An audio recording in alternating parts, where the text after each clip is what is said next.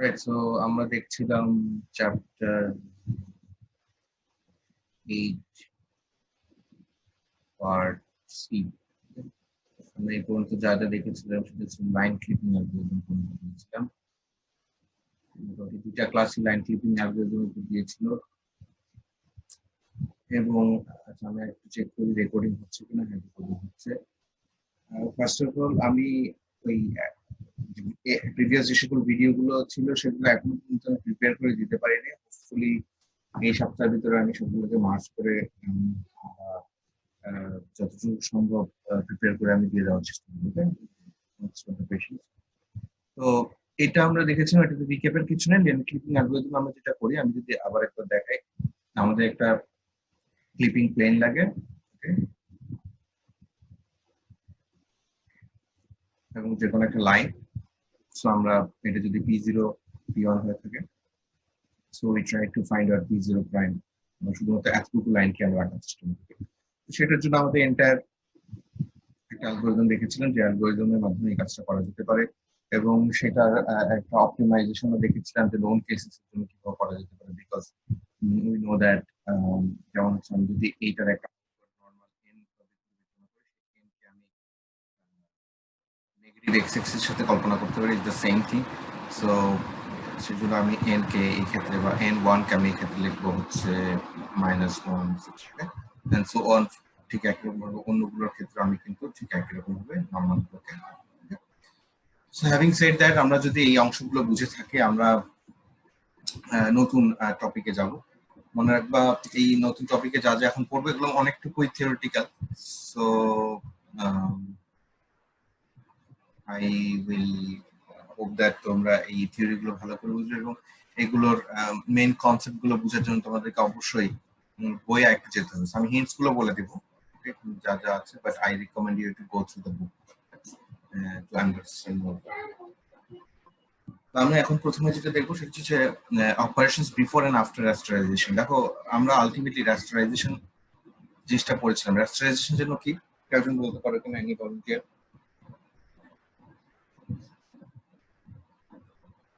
What is rasterization?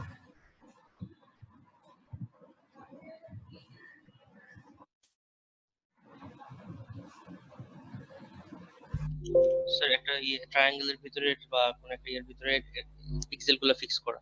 Yes, কোন একটা object যে কোন একটা primitive, say for example this is our screen or viewport or viewport. আমি যে কোনো একটা লাইন ড্র করব from p0 to p1, right?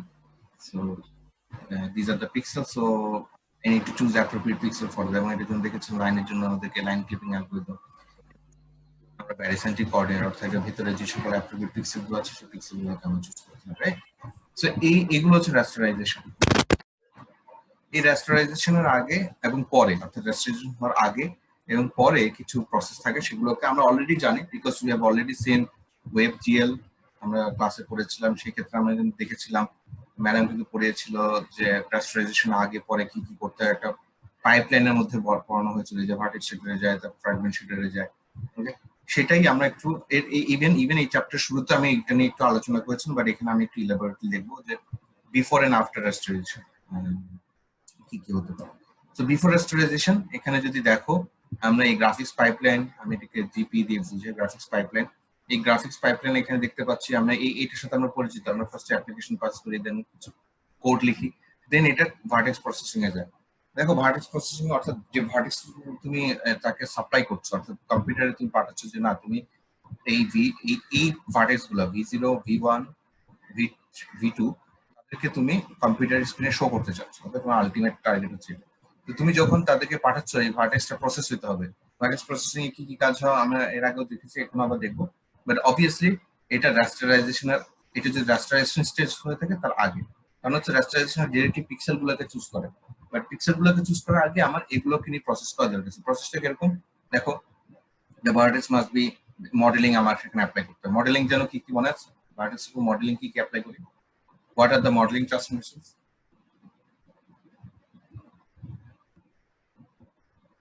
Example দাও।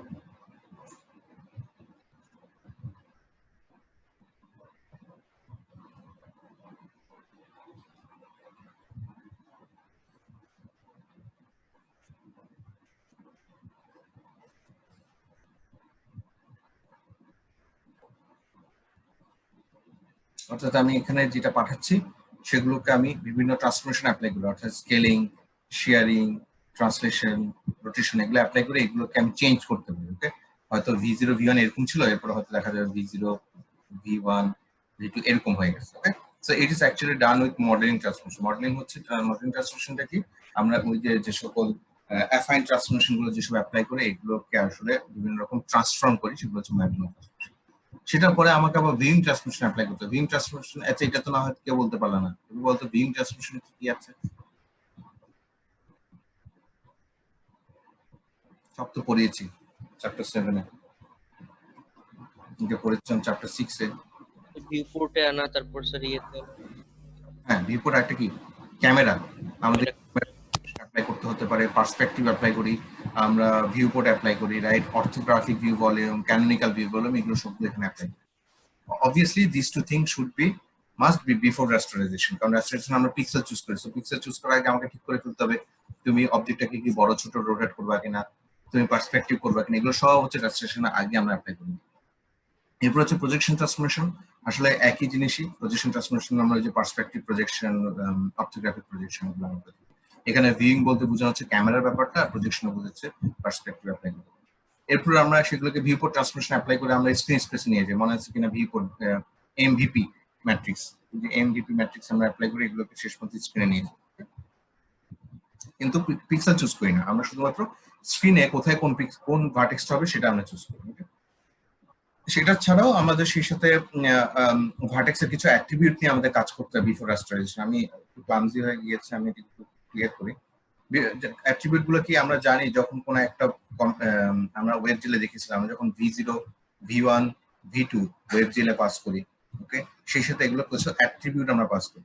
ওকে, বলো তো ভার্টেক্সের অ্যাট্রিবিউট গুলো কি কি ম্যাডাম পড়িয়েছিলেন?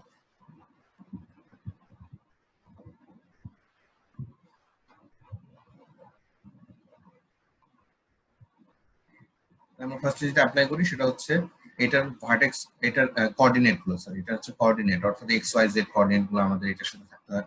প্রতিটা ভার্টেক্সে তুমি কোঅর্ডিনেট পাস করবে, সেই সাথে তুমি সেটাতে পাস করবে সেটা কালার, ওকে, RGB কালার, যে কোনো একটা কালার। সো আমি বলতে পারি প্রত্যেকটা ভার্টেক্সের কালার হতে পারে।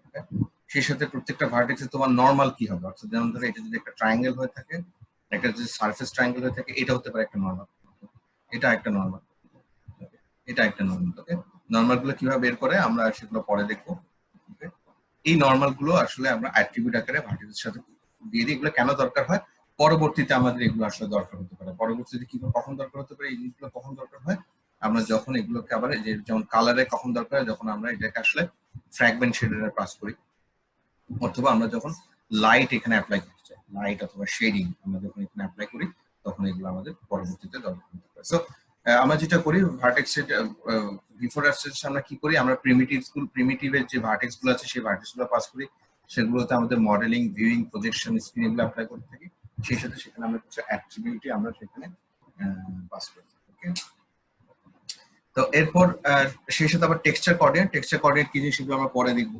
টেক্সচার হচ্ছে কোন একটা ট্রায়াঙ্গেল যদি তুমি অ্যাপ্লাই করো, সেই ট্রায়াঙ্গেলের উপরে, বা তুমি যদি যে কোনো একটা তুমি কোয়াড আঁকতে চাচ্ছ, ওকে, সেই কোয়াডের উপর তুমি একটা ইমেজ পেস্ট করে দিতে হচ্ছে, ওকে, এখানে যে কোনো একটা ইমেজ থাকতে পারে, ওকে, সেই ইমেজটাকে আমরা টেক্সচার হিসেবে বলি। ওই টেক্সচারের ব্যাপারগুলো এখানে অ্যাপ্লাই করতে হয়। আমরা এই চ্যাপ্টার এখন শেষের দিকে, চ্যাপ্টারের শেষের দিকে আমরা সেটা বুঝবো, এবং ওয়েব দিলে এটাকে খুব সুন্দরভাবে আমরা এটাকে অ্যাপ্লাই করবো। ওকে, এই পুরো জিনিসটা আমাদের এই যা যা দেখালাম এগুলো সবগুলো হচ্ছে রাস্টারাইজেশনের আগে আমরা অ্যাপ্লাই করবো। এই অংশে আমাদের এগুলো সবগুলো আসলে অ্যাপ্লাই করবো, এবং এই পুরো জিনিসটা হয়ে থাকে ভার্টেক্স প্রসেসিং স্টেপস অথবা ভার্টেক্স শেডার। মনে হচ্ছে কিনা আমরা ক্লাসে করেছিলাম এই ভার্টেক্স শেডারে এটাকে আমরা অ্যাপ্লাই করি।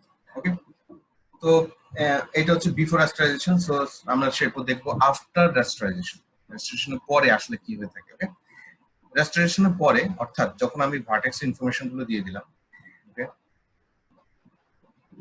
এটা হচ্ছে ভার্টেক্স। ওকে, এই যে দেখো এখানে অবশ্য অলরেডি দেওয়া আছে, আমার এই জিনিসগুলোর দরকার নেই।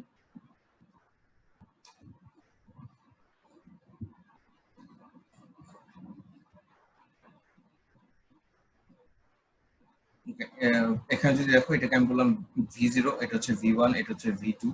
ওকে, তো এটাকে ভার্টেক্স, এটাকে আমরা ভার্টেক্স প্রসেসিং, অর্থাৎ ভার্টেক্স শেডার দিয়ে এটাকে আমরা বিভিন্নভাবে প্রসেস করে আমরা এরকম একটা ট্রায়াঙ্গেল আমরা আঁকবো বলে ঠিক করবো। ওকে, এরপর আমরা করি কি, সেটাকে আমরা কি কি পিক্সেলে সেটাকে ভাগ করবো। যে রাস্টারাইজেশন আমাকে বলে দিল, সো এখানে রাস্টারাইজেশন হ্যাপেনিং। ওকে, তো এতটুকু পর্যন্ত ছিল বিফোর রাস্টারাইজেশন।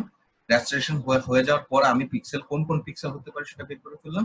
দেন আফটার রাস্টারেশন, রাস্টারেশনের পরে আমাদের যেটা করতে হবে, এই দেখো এখানেও দেখতে পাচ্ছ ভার্টেক্সের কাজ, রাস্টারেশন কাজ, এরপর হচ্ছে আমাদের কালারের কাজ, অর্থাৎ ফ্র্যাগমেন্ট শেডারে কি কাজ করতে হবে। অর্থাৎ নাম্বার অফ পিক্সেল পেলেই হবে না, সে এক একটা পিক্সেলে কি কি কালার দিব, সেই কালার গুলো আমাকে আসলে we need to write a program for, and obviously that needs to be done after the restoration, because restoration ছাড়া আমরা কিন্তু কোন কোন পিক্সেলটাকে অকুপাই করছি আমরা সেটা কিন্তু বলতে পারি। সো আফটার রেস্টোরেশনে কি হয়, আমরা we compute colour and the depth. আমাদের ডেপথেরও দরকার পড়ে, কেন হচ্ছে, কারণ হচ্ছে আমরা যদি এরকম একটা ট্রায়াঙ্গেল আঁকি এবং সেই সাথে যদি আরো একটা ট্রায়াঙ্গেল আমার দরকার হয়, সো এইখানে এই এই অক্লুডেড পার্টটা, অর্থাৎ এই যে ঢেকে দিয়েছে, এটা কোনটা আগে হবে, এটা কালার যদি রেড গ্রিন হয়ে থাকে, এটা যদি ব্লু হয়ে থাকে, এবং গ্রিনটা যদি পিছে হয়ে থাকে, ওকে, এটা যদি নিচে লেভেলে এটা যদি সেটাকে অক্লুড করে থাকে, দেন এটা কালারটা কি হবে, অথবা সেখানে ব্লেন্ডিং হলে কি করতে হবে, সেটা কিন্তু আমাদের আসলে বিবেচনা করতে হবে। এই পার্ট গুলো কম্পিটিশন হয়ে থাকে আমাদের প্রতিটা ফ্র্যাগমেন্ট, অর্থাৎ প্রতিটা পিক্সেলের জন্য আমরা এই কাজটা অ্যাকচুয়ালি করে থাকি। এরপর ব্লেন্ডিং ফেজ, অবভিয়াসলি একটু আগে যেটা বলে দিয়েছিলাম, ব্লেন্ডিং ফেজটা আফটার রেস্টোরেশন হয়ে থাকে।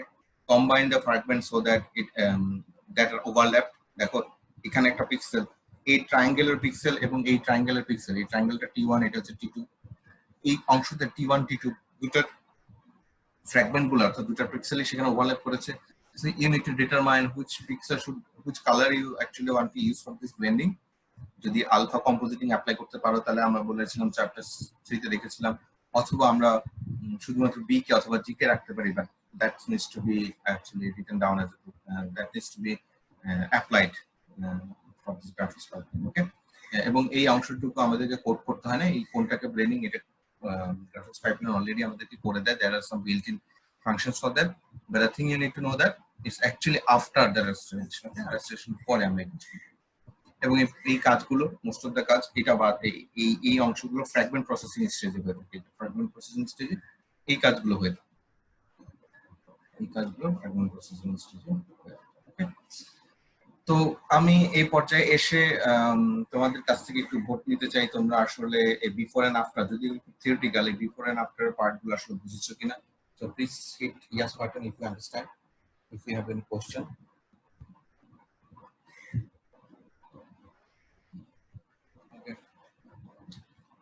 Alright, so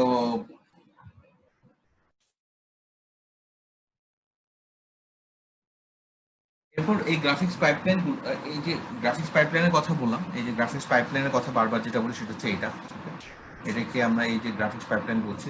এই গ্রাফিক্স পাইপলাইনের একটা মোস্ট চ্যালেঞ্জিং থিং হচ্ছে অক্লুশন, যেটা একটু আগে বলছিলাম। কেউ কি বলতে পারবো অক্লুশন মানে কি? ইন কমন সেন্স কম্পিউটার গ্রাফিক্সের ভাষায় অক্লুশন কি? হ্যাঁ, বাধাপ্রাপ্ত হওয়া। হ্যাঁ, বাধা, একটাকে একটা যদি আমরা ঢেকে দিই। এখানে দেখতে পাচ্ছ I have 3 triangles, that T1 and T2 and T3, and I want something like this. এখানে দেখো আমি দেখে বুঝতে পারছি T1 সামনে আছে, তারপর T2, তারপর T3, অর্থাৎ T1 is occluding T2 and T2 and T1 is occluding T3. মানে occlude কথাটা মনে হচ্ছে কোনো কিছুকে ঢেকে দিচ্ছি বা বাধা দিচ্ছি। মোস্ট অফ দ্য কেসেস আসলে এটা সিম্পল, আমরা যেটা বুঝি ওভারল্যাপ কম্পিউটার গ্রাফিক্স। তো এই চ্যালেঞ্জটা আসলে আমাদেরকে অ্যাপ্লাই করতে হয়, এটা নিয়ে আমাদের সলিউশন দিয়ে।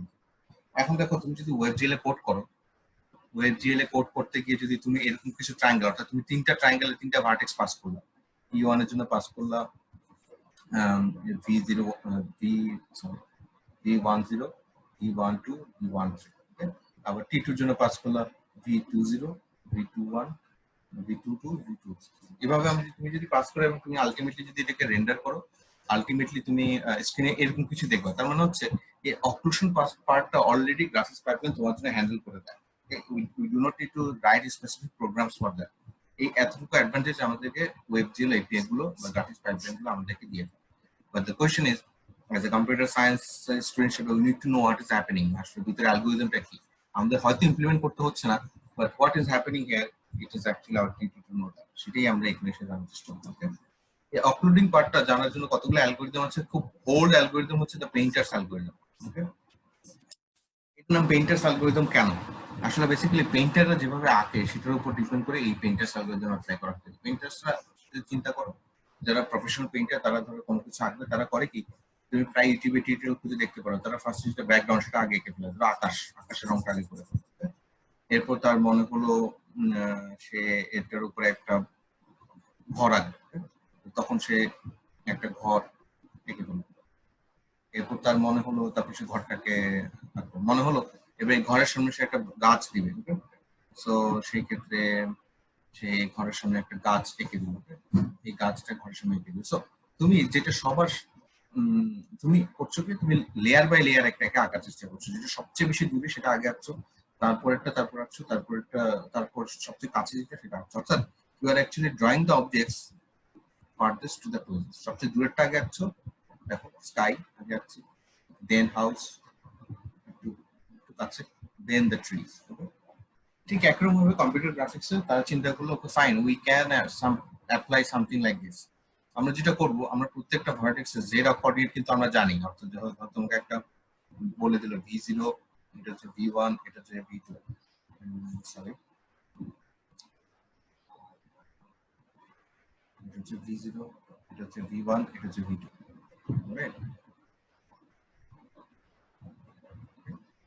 তুমি যখন v0, v1, v2 তুমি যদি এগুলো জানো, এগুলো এক একটা x, এটা হচ্ছে x0, x1, sorry y1, y0, z0, সবগুলোর z কোঅর্ডিনেট কিন্তু তুমি জানো। আর z কোঅর্ডিনেট মানে কি আমরা জানি।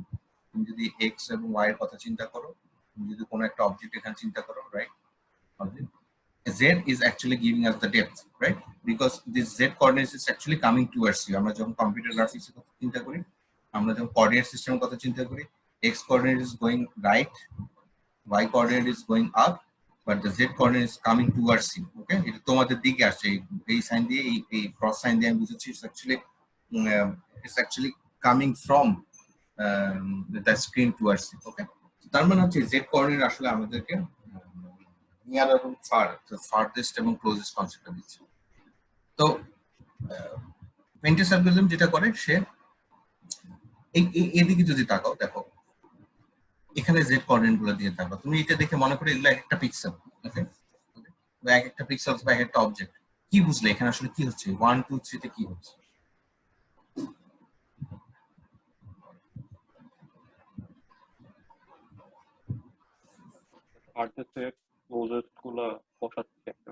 ইয়েস, ফার্স্টে সে যেটা করলো, ধরো তোমাকে এই অবজেক্ট গুলো দেওয়া আছে, এটা দেওয়া আছে, এটা নাম আমি দিলাম ধরো O1, O3, O2, রাইট? সেই অবজেক্ট গুলোকে ফার্স্টে সে সর্ট করবে, okay, sort the surface and polygons based on the Z coordinate. Okay, সেটার উপর ডিপেন্ড করলে দেখা যায় যে আমাদের এটা সবচেয়ে বেশি জেড কোঅর্ডিনেট, এটা একটু কম, এটা একটু বেশি, তার মানে এটা সবচেয়ে ফারদেস্ট, এটা সবচেয়ে বেশি ক্লোজেস্ট। সে যেটা করলো, সে ফার্স্ট এটাকে এঁকে ফেললো, তারপর সেটার উপরে জেড কোঅর্ডিনেটের 18 যেটা সেটা এঁকে ফেললো, ফলে হচ্ছে কি এইটার কালারটাকে এটার উপরে সেটা ওভাররিটেন হয়ে গেল। তারপর জেড ইকুয়াল টু 10 যেটা সবার উপরে, সেটা হচ্ছে এটাকে এঁকে ফেলো, and that's actually overlapping this part. এবং তোমরা এই কালার কোনটাকে চুজ করবো, অবশ্যই সেটা আমরা অলরেডি লিখে দিতে পারি। আমার মনে আছে কিনা আলফা কম্পোজিটিং আমরা লিখেছিলাম যে আলফা ভ্যালু, যেটা আলফা ভ্যালু 0 হলে আমাদের ব্যাকগ্রাউন্ড, আলফা ভ্যালু 1 হলে আমাদের ফোরগ্রাউন্ড না হয়। এই ব্যাপারগুলো এত কমপ্লিকেটেড হয়ে এখন চিন্তা করার দরকার নেই। চিন্তা করে এভাবে যে in case of painters algorithm, we sort the surfaces and the objects or the polygons based on their z coordinate, then we actually draw the objects in order, the farthest first, then the closest. Okay, but there is a problem for that. এই painters algorithm অনেকদিন ধরে চলতো, but এটাতে একটা বড় একটা problem থাকে। প্রবলেমটা হচ্ছে এরকম। Now I want you to go through this slide, একটু দেখে বলো what is the problem, what do you think, কি হচ্ছে এই প্রবলেমটা, কেন পেইন্টার্স অ্যালগরিদম একটা বড় ডিসঅ্যাডভান্টেজ আছে যে কারণে আমি এটাকে ইউজ করতে পারি ইন প্র্যাকটিস। সামনে কোনটা পিছনে কোনটা টাফ হয়ে যায়, একবার বলো। সামনে কোনটা পিছনে, সামনে পিছনে তো বুঝে যাচ্ছে, মানে একটু ক্লিয়ার করে বলবা কি? আমার মতো তুমি বুঝছো তার যে আনসার দিছো। I want it to be এক এক পজিশনে এক একটা উপরে আসতেছে স্যার, তো কোনটা আসলে মানে সবসময় উপরে থাকবে সেটা আমি ডিফাইন করতে পারতেছি না। ইভেন্চুয়ালি ব্যাপারটা এরকম যে একটা অবজেক্ট যেহেতু 3 ডাইমেনশন, তুমি বলতে চাচ্ছ এটা এটা হচ্ছে আমাদের একটা অবজেক্ট, এটা হচ্ছে একটা অবজেক্ট, রাইট? তুমি এটাকে সহজে এটাকে এই অবজেক্ট A1 টাকে তুমি আগে লিখলে A2 কে তুমি পিছিয়ে দিলা। বাট হোয়াট ইফ A1 এর একটা অংশ আমাদের মানে এরকম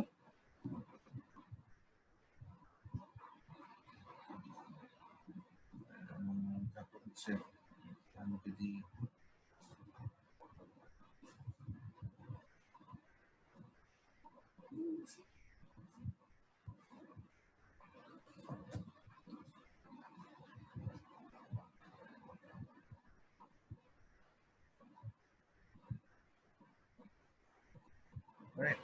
এটা হচ্ছে আমাদের A1, এটা হচ্ছে আমাদের A2, ওই নীলটা। ওকে, দেখো A1 এর কিছু অংশ A2 এর উপরে বা কিছু অংশ A2 বাইরে, অনেকটা এরকম।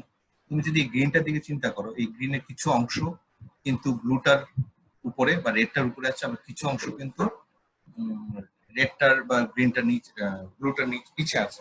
That is the big deal, because আমাদের এই ক্ষেত্রে তোমার পেইন্টার্স অ্যালগরিদম শুধুমাত্র যেটা বেশি শুরুতে আছে সেই অবজেক্টটাকে ড্র করে, depending on the object, not as a pixel.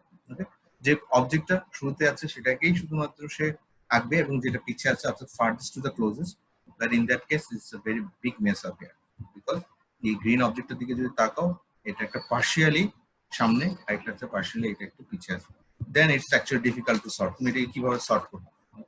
So এটা সর্ট করা পসিবল হয়ে ওঠে না। In that case there is a big mess up there. সেটার জন্য করা হয় কি, এই পেইন্টার্স অ্যালগরিদমটাকে আমরা খুব সহজে আমরা অ্যাপ্লাই করতে পারি না। সেটার জন্য one of the best algorithm যেটা আসে সেটা হচ্ছে আমাদের জেড বাফার অ্যালগরিদম।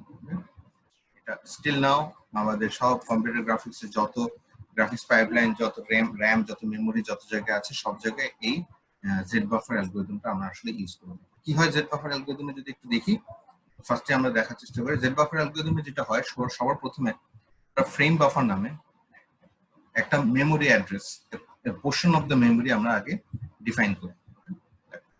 র্যামের একটা মেমোরি, এটা গ্রাফিক্সের র্যাম হতে পারে, নর্মাল র্যাম হতে পারে। সেই ফ্রেম বাফারটা অলওয়েজ ইউজ হয়। ফ্রেম বাফারে কি হয়, it's a bitmap that drives the video display. এই ফ্রেম বাফারে যেটা হয়, তুমি যেটা আঁকতে চাও, সে ফর এক্সাম্পল এটা হচ্ছে মেমোরি, এটা হচ্ছে আমাদের স্ক্রিন, এটা হচ্ছে আমাদের মেমোরি, এটা হচ্ছে আমাদের স্ক্রিন। ওকে, সেই স্ক্রিন এবং মেমোরি একটা 1-to-1 করেসপন্ডিং থাকে। এরকম এই স্ক্রিনের এই ধরো এখানে তুমি কি আঁকবা, সেটা ইনফরমেশনটা আমাদের মেমোরির এখানে স্টোর করা থাকে। এটা হতে পারে মেমোরির স্ক্রিনের 0,0, ঠিক স্ক্রিনের 0,0-তে কি আঁকবা সেটা এই মেমোরি 0,0-তে স্টোর করা থাকে। এবং হুবহু তুমি যদি এখানে তুমি ধরো RGB ট্রিপলেটের ভ্যালু দিতে চাচ্ছ, তুমি 1,2,255, সেটাই বেসিক্যালি এই স্ক্রিনে এখানে এই পিক্সেলের জন্য সেটা আমাদের ভিজিবল হবে। ঠিক একই রকম ভাবে এনি পয়েন্ট i,j, সেটার জন্য আমাদের মেমোরিতে সেই i,j-টা আসলে 1-to-1 করেসপন্ডিং আমাদের সেই ক্ষেত্রে দেওয়া থাকে। ওকে, সো এই মেমোরিটার নাম বলা হয়ে থাকে, সেটা হচ্ছে ফ্রেম বাফার। এটা অলওয়েজই আমাদের থাকে, বিকজ আমাদের স্ক্রিনে শো করার জন্য আমরা অলওয়েজ ফ্রেম বাফারটাকে আমরা সেটাকে অ্যাপ্লাই করে থাকি। আমরা সেই মেমোরির একটা অংশ আমাদের এই ইনফরমেশন গুলো থাকে। জেড বাফার অ্যালগরিদম করে কি, এটার অ্যাডভান্টেজ নেওয়ার চেষ্টা করে। দেখো আমি একটু পরে বলবো এটা কি করে, but first of all you need to know. দেখো এখানে দেখো ফ্রেম বাফারে এখানে 1 ভ্যালুগুলো 1 দেওয়া আছে, ঠিক 1 এর জায়গায় এগুলোকে আমরা ব্রাইট করলাম, বাকি সব জায়গায় আমাদের কিন্তু কোনো ভ্যালু নেই। So this is the frame buffer, this is the screen. There is a 1-to-1 performance. 1-to-1 বলতে বোঝাচ্ছে এখানে যে ভ্যালু, এখানে সেই ভ্যালুটাকে আমরা পাস করব। ফ্রেম বাফার অ্যালগরিদমে যেটা করা হয়, at each pixel we keep track the distance to the closest of the surface. অর্থাৎ প্রতিটা পিক্সেলের জন্য সে দেখার চেষ্টা করে যে এরকম একটা, এটা যদি স্ক্রিন হয়ে থাকে, এটা যদি একটা অবজেক্ট হয়ে থাকে, সে দেখার চেষ্টা করে কোন পিক্সেলটা। পেইন্টার্স অ্যালগরিদমে কি হতো, সে প্রতিটা অবজেক্টের জন্য কাজ করে, যেমন সেটা করে না। দেখো এই জায়গায় তুমি ভালো করে দেখতে পাবো, সে দেখতে পারে এই অবজেক্টের এই পিক্সেলটার জন্য only for this pixel i,j, সে দেখার চেষ্টা করে এ বি দুটা পিক্সেলের কোনটা জেড বাফার, জেডটা কম। ওকে, যেই জেডটা কম সেটাকে সে রাখবে, যেটা জেডটা দূরে, কারণ সেটা অনেক দূরে আছে সেটাকে সে রাখবে না, শুধুমাত্র যেটা কাছে আছে সেটাকে রাখবে। অর্থাৎ সে প্রতিটা পিক্সেলের জন্য যাবে যেমন হচ্ছে এটা যদি আমাদের স্ক্রিন হয়ে থাকে, সে প্রতিটা পিক্সেলের জন্য যাবে, যেতে যেতে সে একটা পিক্সেলে যখন কালার করতে হবে সে দেখবে এই কালারটা যে অবজেক্ট থেকে আসছে, ওকে, এবং সেটা পিছিয়ে যদি একটা অবজেক্ট থেকে থাকে সেগুলোর জেড কোঅর্ডিনেট কোনটার কম কোনটার বেশি, যেটার কম শুধুমাত্র সেটাকে রাখবে, যেটা বেশি জেড কোঅর্ডিনেট সেটাকে দূর করে দিবে। ওকে, তো এই ক্ষেত্রে সে বড় একটা প্রশ্ন থাকতে পারে, what is the main difference. দেখো আমি এটা অ্যালগরিদম একটু পরে আমি সিমুলেট করে দেখাবো, পরীক্ষাতে যদি প্রশ্ন আসে what are the big differences between painters and Z buffer algorithm, what do you say? একজন অ্যান্সার দাও। দুটোর মধ্যে মেইন কনসেপ্ট দুইটাতেই বলতে পারো জেড ভ্যালুর উপর কাজ করতেছে, but what is actually going on, দুটোর মধ্যে পার্থক্য কোথায়? একটা পিক্সেল ওয়াইজ হচ্ছে আর একটা ফুল অবজেক্ট ওয়াইজ হচ্ছে। ইয়েস, একটা অবজেক্ট ওয়াইজ হলে হবে কি তোমার পুরো অবজেক্টটাকে তোমাকে বিবেচনা করতে। এই ক্ষেত্রে দেখা যাচ্ছে এই এ এবং বি যদি ওভারল্যাপ হয়, ওই যে একটু আগে যেটা দেখেছিলাম, এই ক্ষেত্রে আর প্রবলেম নেই, সে তখন প্রতিটা পিক্সেল, এই পিক্সেলের জন্য যদি গ্রিনটা আগে থাকে সে গ্রিনটাকে নেবে, এই পিক্সেলের জন্য যদি সে দেখে যদি ব্লুটা আগে আছে সে ব্লুটাকে নেবে। So it's actually happening pixel wise. সেটার একটা সিমুলেশন আমি এখানে একটু দেখাই, এটা তোমরা আসলে তাহলে আরো ক্লিয়ারলি বুঝতে পারবা। এটাকে অ্যাপ্লাই করার জন্য আমরা যেটা করছি, ওই actually apply red green blue, আমরা জেড বাফার অ্যালগরিদম ইমপ্লিমেন্টেশনের জন্য আমরা কিছু ট্র্যাক রাখি। ট্র্যাকগুলো কি? রেড গ্রিন ব্লুটা রাখি, জেড ভ্যালুটা রাখি। এখন তোমরা বলতে পারো স্যার জেড ভ্যালুটা আসলে কোথা থেকে আসলো? ওকে, জেড ভ্যালুটা আমরা কোথা থেকে পাবো বলো তো? মনে আছে কিনা চ্যাপ্টার 7 আমরা পড়েছিলাম যে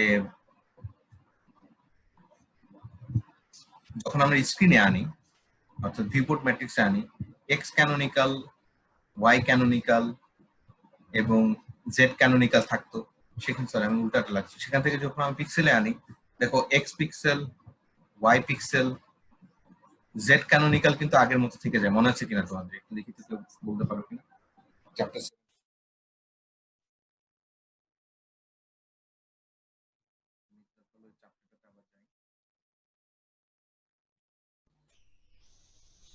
জি স্যার, বলছে স্যার জেড ক্যানোনিক্যাল ওটা নিয়ে পরে আলোচনা করবো, এটা ইগনোর করতে এই মুহূর্তে আগে আলোচনা না, আমি বলছিলাম এটা পরে কাজে লাগবে। দেখো আমি আগের চ্যাপ্টারে চলে যাই, এই যে এখানে দেখতে পাচ্ছ তোমরা,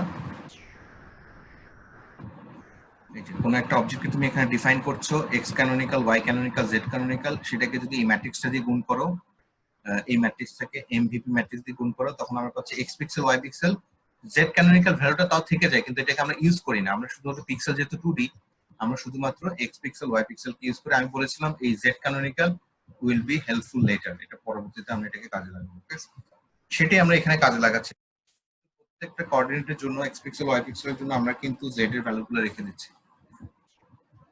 জেড এর ভ্যালুগুলো আমরা কিন্তু রেখে দিচ্ছি। জেড এর ভ্যালুগুলোকে রেখে দেওয়ার কারণে আমাদের যেটা হচ্ছে,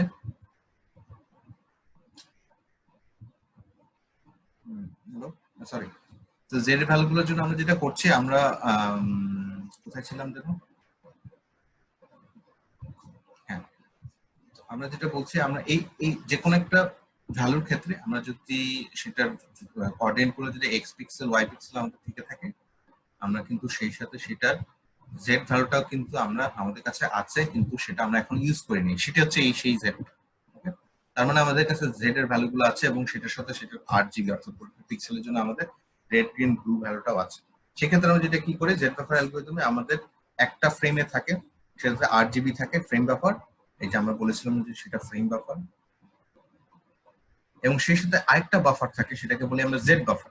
জেড বাফারে আমাদের ওই যে প্রতিটা পিক্সেলের জন্য, সেটার জন্য আমাদের সেই জেড এর ভ্যালুটা আমাদের কিন্তু রয়ে গেছে, আর ফ্রেম বাফারে আমাদের আছে 8 GB অর্থাৎ রেড গ্রিন এবং ব্লু ভ্যালুটা। সেটার পরে আমরা যেটা করি, আমরা করি কি, আমরা অনেকটা আমরা ব্রুট ফোর্সের মতো আমরা আগে, ওকে, আগে সেটা হচ্ছে প্রথমে আমরা স্ক্রিনের অর্থাৎ বাফারের সবকিছুকে আমরা ধরবো ইনফাইনাইট, অর্থাৎ সেখানে কোনো ভ্যালু নাই আপাতত। দেখো এখানে স্ক্রিনের মধ্যে আমাদের দুইটা ট্রায়াঙ্গেল আছে, একটা হচ্ছে T1, একটা হচ্ছে T2। দেখো T1 T2 এর মধ্যে একটা অক্লুশন হচ্ছে, অর্থাৎ এটা না T1 T2 না, AB, আমরা যেহেতু AB নাম দিয়েছি, AB নামই রাখি। নাম রাখার ফলে আমাদের কি হচ্ছে দেখো, প্রথমে আমি যেটা করলাম সেটা হচ্ছে আমি এই প্রথম যে এটা আছে, এই যে এটা যে জেড ভ্যালু, সেটা দিয়ে সেটাকে বসিয়ে দিলাম। ওকে, দেখো সেই ভ্যালুগুলোকে এখানে আমি এই জায়গায় আসলে বাকিগুলোকে আমাদের ইনফিনিটি রয়ে গেল, শুধুমাত্র 5 বসে থাকবে, because 5 is all obviously less than infinite. ওকে, এরপর যখন বসালাম অর্থাৎ এই এটার জেড ভ্যালু গুলো এখানে বসিয়ে দেবো। দেখো এটা হচ্ছে এ, এই এর জেড ভ্যালু গুলো এখানে বসালাম 5।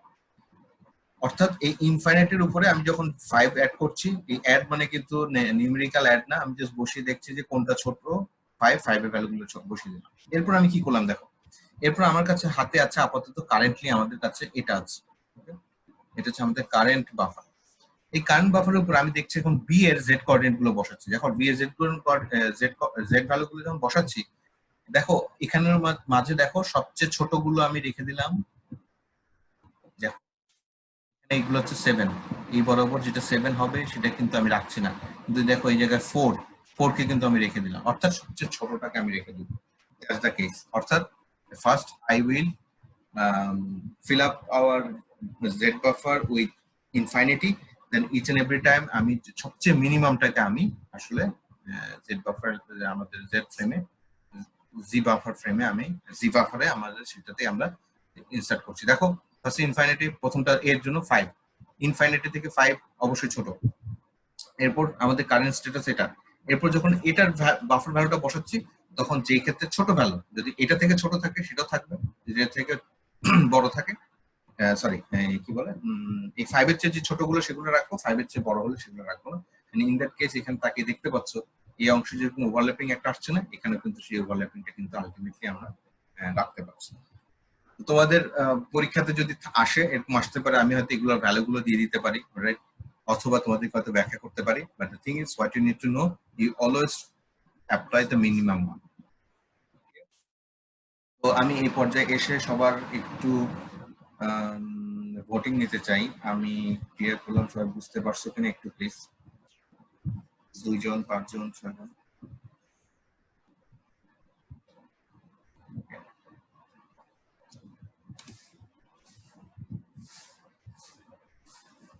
সো এই জেড বাফার অ্যালগরিদমটা কোথায় হয়ে থাকে, আমরা যে ব্লেন্ডিং স্টেজটা যখন দেখেছিলাম সেখানে এসে আসলে জেড বাফার হয়ে থাকে।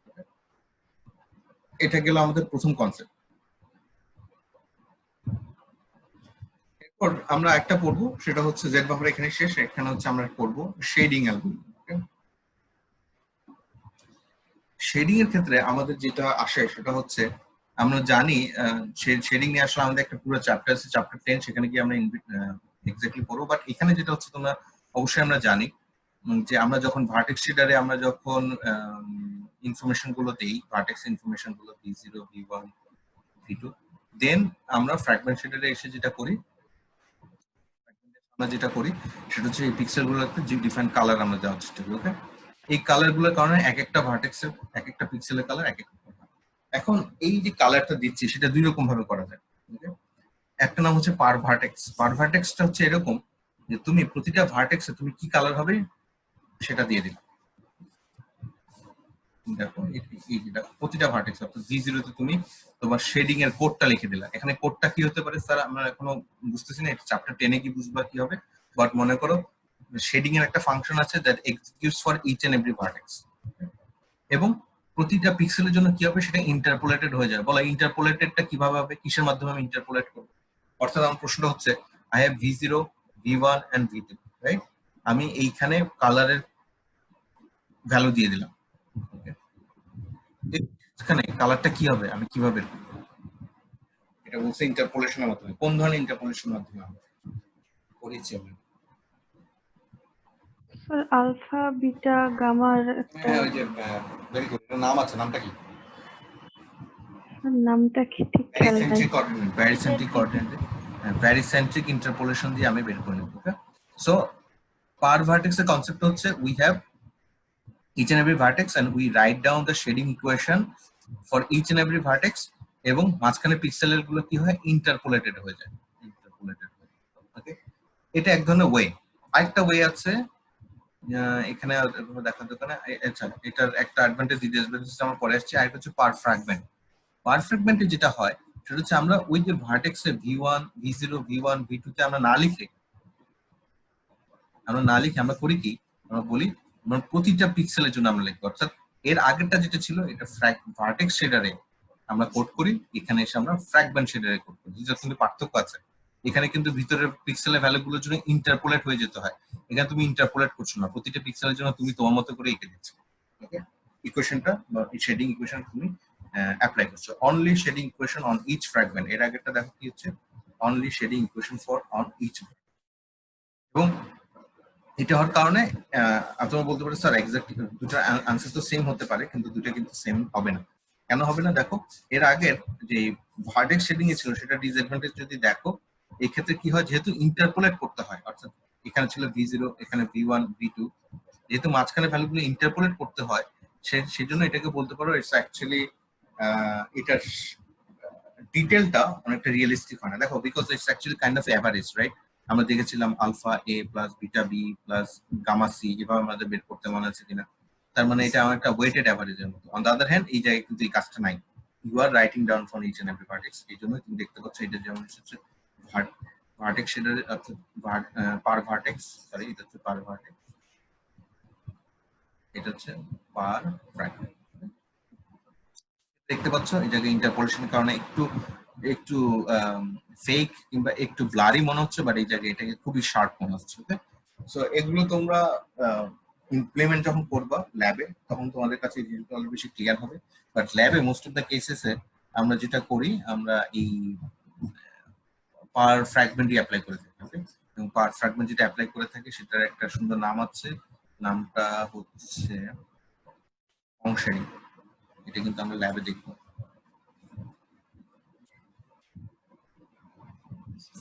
এটা কিন্তু আমরা ল্যাবে দেখবো, অর্থাৎ পার ফ্র্যাগমেন্ট যেটা অ্যাপ্লাই করা থাকে। সো এক্ষেত্রে এসে কেউ যদি বলে, পরীক্ষাতে যদি প্রশ্ন আসে what are the difference between per vertex versus per fragment shading, okay, what will be your answer? একদম সিম্পলি প্রবলেম ডেফিনিশনটা কিভাবে দেব, একদম পরীক্ষা আসছিল। এক জায়গায় ইন্টারপোলেট হচ্ছে আর একটা হচ্ছে না। ইন্টারপোলেট কেন করতে হচ্ছে এই জায়গায়?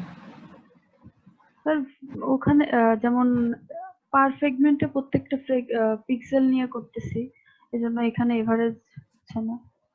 Very good.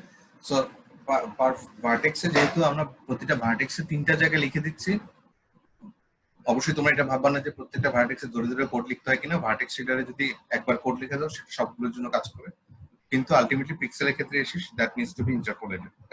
এই অ্যাভারেজের কারণে it's actually losing some detail. Okay, but in case of fragment you are actually picking up each and every pixel and you're writing down the code for that.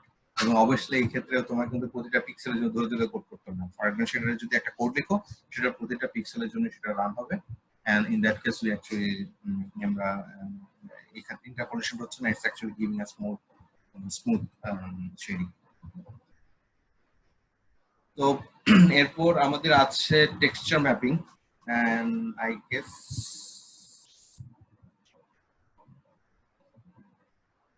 এই texture mapping এর কনসেপ্টটা আমরা যেটা হচ্ছে সেই texture mapping এর কনসেপ্টটা পড়ানোর জন্য আসলে আমাদের একটু ল্যাবের দেওয়া দরকার ছিল। বাট যাই হোক, দেখো টেক্সচার ম্যাপিং এ যেটা হয়, during the shading we read one of the colour values from a texture. Texture কথাটা মানে হচ্ছে তোমরা বলতে পারো it's actually equivalent to an image. Image বলতে কি বোঝাচ্ছি, তোমাদের কোনো .jpg ফাইলে কোনো একটা ইমেজ আছে, bmp অথবা png। Now I want you to look at the example. এই এক্সাম্পলের দিকে একটু তাকাও, তাকিয়ে বলো টেক্সচার বলতে কি বোঝাচ্ছ, কি বোঝা যাচ্ছে। এটা হচ্ছে আমাদের ফাইনাল আউটপুট।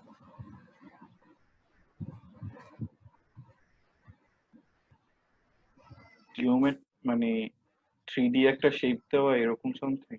স্যার এই উডেন কালারটা, ইয়েস, এটা হচ্ছে আমাদের টেক্সচার। এটা হচ্ছে আমাদের টেক্সচার অর দ্য ইমেজ। দেখো এটা ছিল আমাদের v0, v1, v2, v3।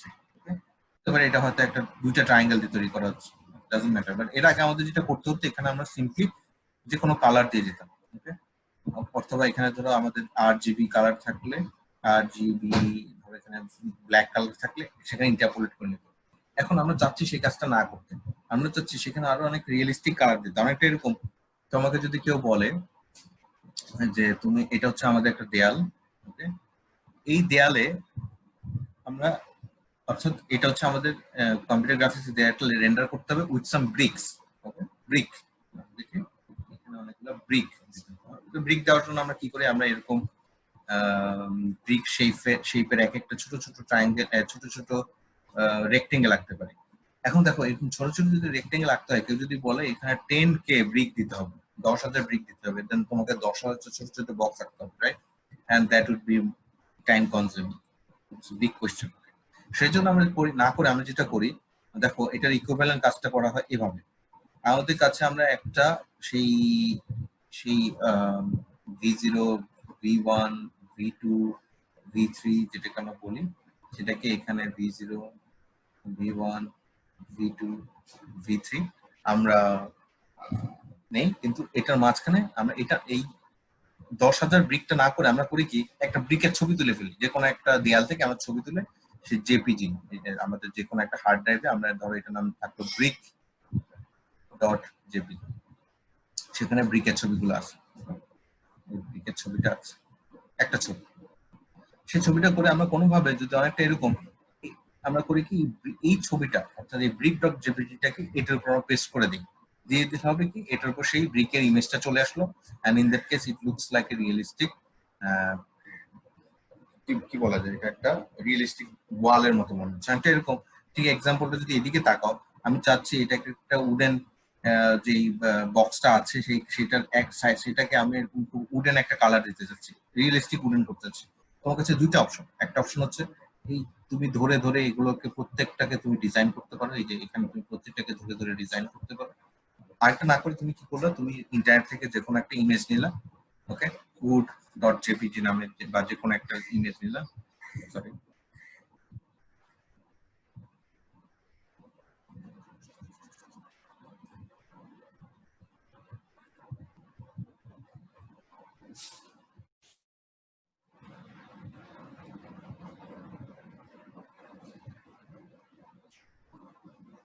Would dot JPG নামে যে কোনো একটা ইমেজ নিলাম, নেওয়ার পর there is a technique call texture mapping.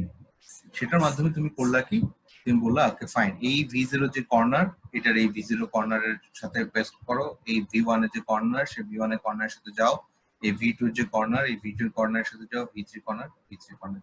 অনেকটা এরকম তুমি কোনো একটা দেয়ালে পর্দা লাগানোর জন্য, ব্যানার লাগানোর মতো, তোমার একটা খালি একটা ব্যাকগ্রাউন্ড ছিল, সেটার উপর তুমি একটা ব্যানার টাঙিয়ে দিলাম, তাহলে হচ্ছে কি দেয়ালটা ব্যানারের কালারের মতো হয়ে গেল, এটা হচ্ছে আমাদের সেই banner. In that case after the texture mapping concept, দেখো এটার এই সাইডটা পুরোপুরি আমাদের কাছে রিয়েলিস্টিক মনে হচ্ছে। তার মানে হচ্ছে instead of using the attribute as a colour, directly colour না দিয়ে আমরা যেটা করি, আমরা একটা টেক্সচার ইউজ করার চেষ্টা করি, এবং এইটারই ম্যাপিং টেকনিকটাকে বলা হয় টেক্সচার ম্যাপিং।